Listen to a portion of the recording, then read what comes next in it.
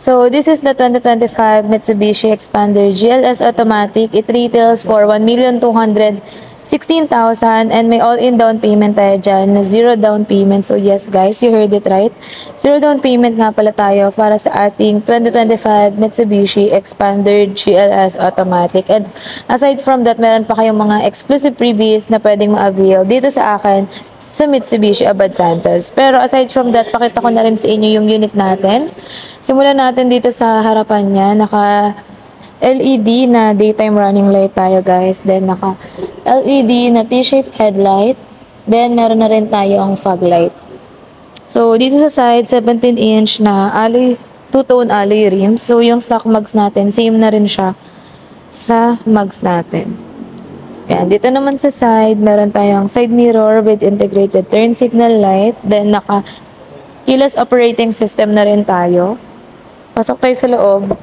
By the way, 7-seater nga pala yung unit na to. So, if naghahanap kayo ng sasakyan, pang pamilya, pang negosyo, pwede to sa inyo. Dahil, pwede nyo siyang ipasok sa Grab. So, ayan siya guys.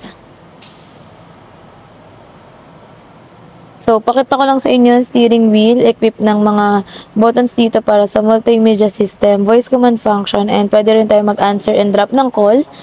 Kabilang side naman, cruise control, then multimedia system natin, equipped ng Apple CarPlay and Android Auto. So, by the way, this is a 4-speed automatic transmission. So, naka-electronic parking brake with brake auto hold na siya.